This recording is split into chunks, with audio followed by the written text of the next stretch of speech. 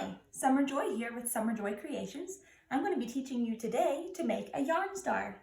Also known as a Magen David, this six-pointed star is a great decoration for the holidays and also a fun craft to do with kids.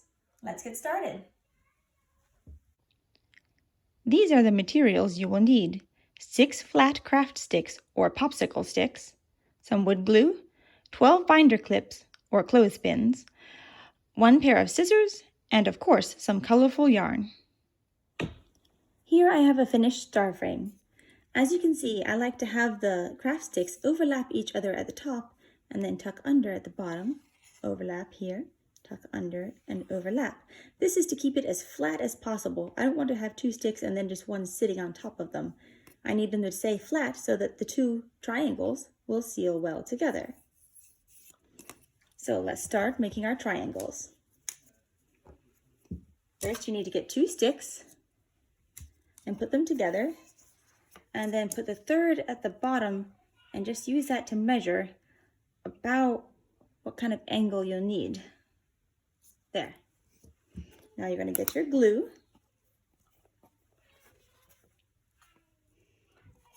And put a little glue on this first stick. I don't want to use too much or it will slop over the edges. Then we'll put this glue down here and double check to make sure we've got our angle right so it will make a nice equilateral triangle. There. Now we'll take our binder clip and clip the top. You can still adjust it a little bit after the binder clip is on. This lets you get your triangle nice and straight. Okay, now since we put this craft stick on top of this one, that means the bottom should go under this popsicle stick. So we're going to put some glue on top of this one's edge here.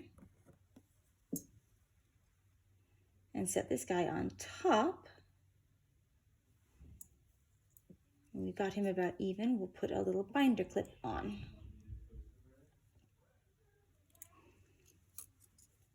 Now, since it's on top here, this side will have to go under this stick. So we're going to put a little glue on. And this is what I like about the binder clips. They allow for a little bit of adjustment while the glue is still wet. You just sort of twist it out and gently twist it back under and clamp it right here with another binder clip. Clothespins can do this also, but I find they're a little more loose and sometimes your sticks can come undone. So you can check under each binder clip and make sure everything is straight. If all is well, we'll move on to the second triangle.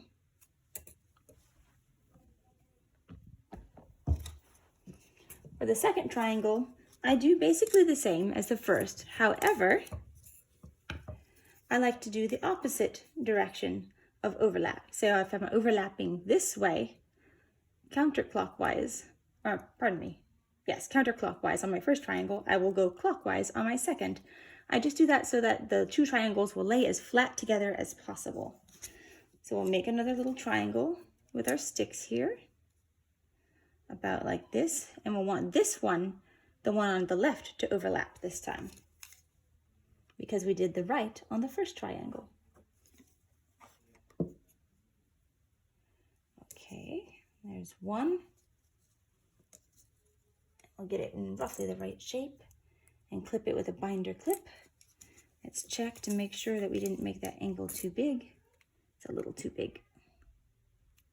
Okay, now this will go under. That means this will be on top. Let's put glue here.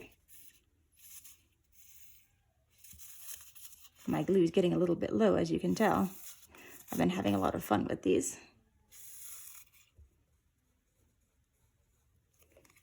Okay.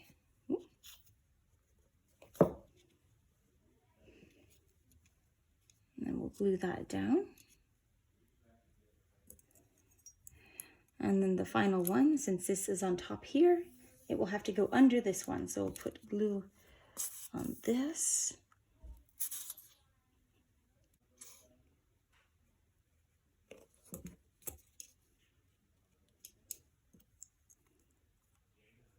And there you go. We'll wait for those to dry. or we can move on to the next step. It's up to you. The next step would be to put these triangles together. I can do these well with a binder clip. Sometimes it's good to let the clothespin clips, let those ones dry because they're more prone to be bumped and move and wiggle, but the binder clips hold pretty tight. So I just put the true triangles one on top of the other, and I check to make sure that these little triangles in between are about the same size. See, this one's a little small. I'm going to try to fiddle it around until it's about the right size. Try to get them all the same size. Not one is too small, not one is too large. When they look roughly the same size, I'll hold this down and get my glue again, and I'll put glue on top of wherever I see them intersecting.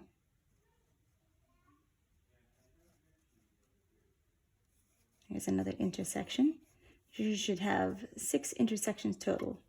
Here's number 3, number 4, number 5, and number 6.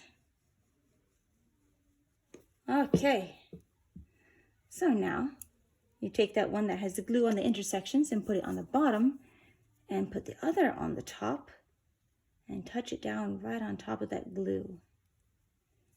Press it in. And now double check to make sure your triangles are all roughly the same size. You don't have it way over to one side or another. If everything's looking pretty good, we can start putting some clips on. Just clip them around the outside.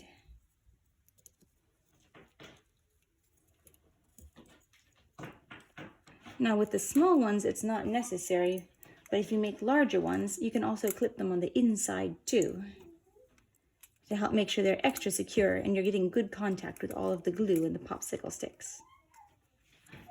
And there you have it.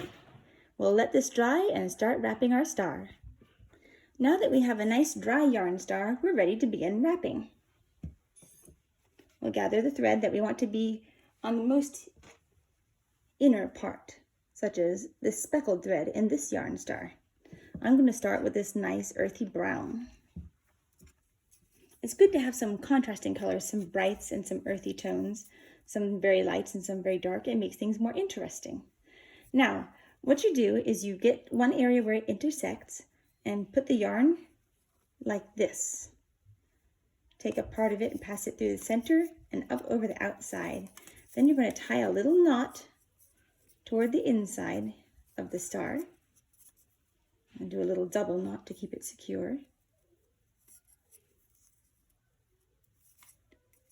And you can lay this piece of thread along the inner edge of the star. It will get covered up as we weave. So now that we have this thread at the top of our star, we're going to loop it down underneath. So we've got it going from the top intersection to the bottom intersection. And we're going to do one turn to the left and take our thread up to this outer edge here and make that the top, and this will go to the bottom. And we'll do one more turn to the left, top to bottom, one more turn to the left, top to bottom. Now you'll start to see that there's really 3 lines of thread going across the inside. These are what will form our star. If you lose track of where you are, you can count how many threads are along each line, and you'll figure out where you may have gone wrong and be able to rectify the situation. Now, as I continue weaving along, the back begins to make this pattern. You'll see a nice little figure here. You can also follow those along if you get lost in your weaving. I'm going to speed things up a bit now.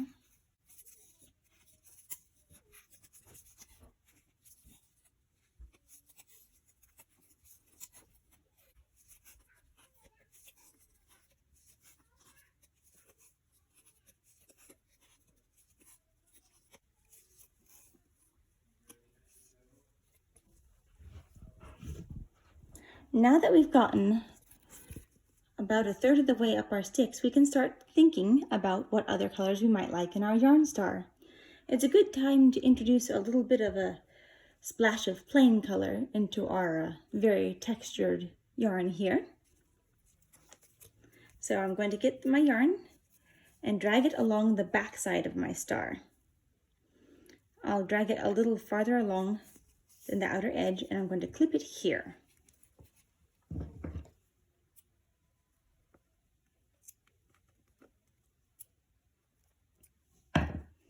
Now I'll get my bright blue yarn that I want to be a splash of color along the inside of the star, and I'll put that alongside my brownish toned yarn. And then I'm going to tie a knot that will lie along the back side of the star where it won't be seen. I'm going to tie them together just like this. And try to tease your knot and make sure it stays on the back side of the star where you won't see it peeking around the side. I might even do a little knot closer in.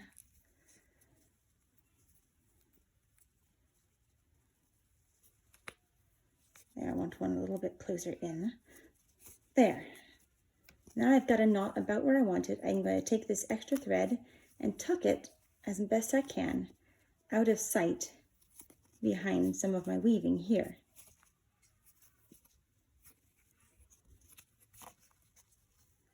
And I should have a nice blue yarn started.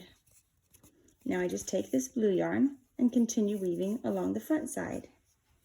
The same as I was doing before, top to bottom, turn left, top to bottom, turn left, top to bottom, and we continue.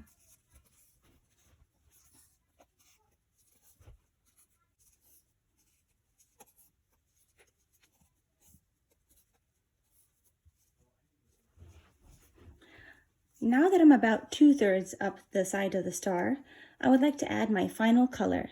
So once again, we're going to take our thread and wrap it along the back of our star and cut it just a little bit beyond where the sticks are.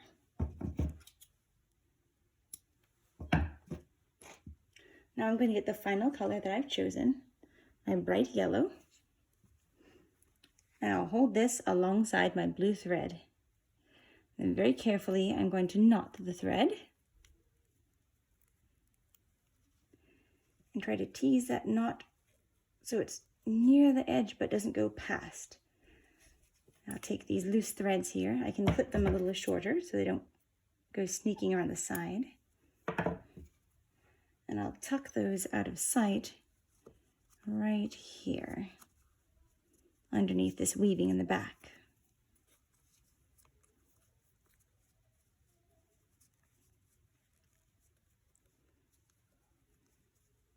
And once again, we will continue around with our wrapping.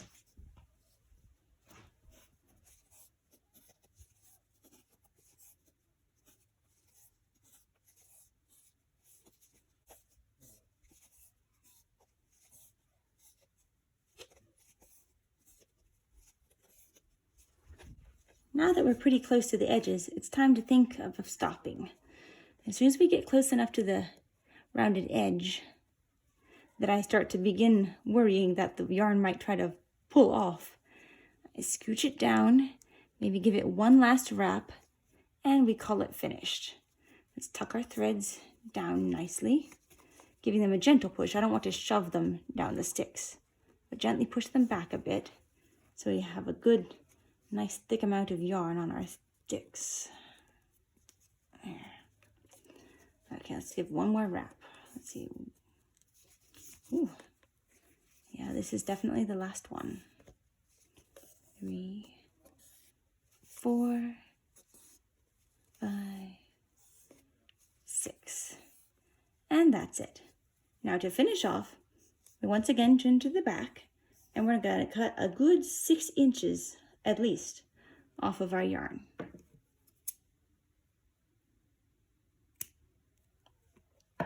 Now we should have it like this. If you can look close and see here, you see where the yarns have been wrapped around. I'm going to get the second one down that's running up in the same direction as my string would be running if I were continuing to wrap. I'll get the second thread down and I'll tuck this thread underneath it, and then I'm going to form a knot. Let's loop it up and pull him through. Try to pull it so that it stays nice and tight.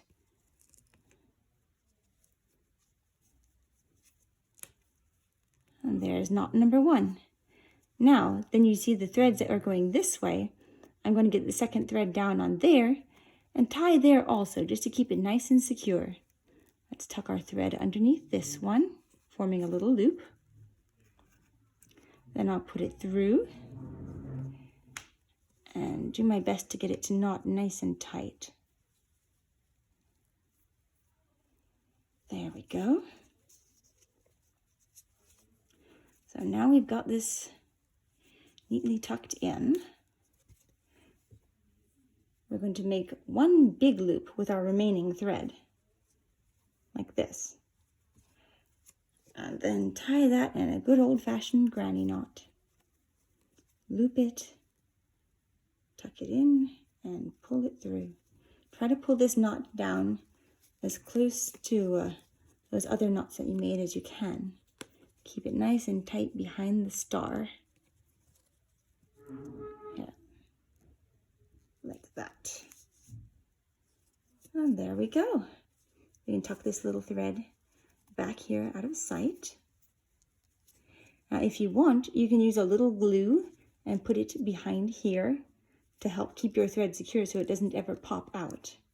You can also put glue behind each of these little areas, just right there at the top, to keep the threads from ever accidentally slipping off.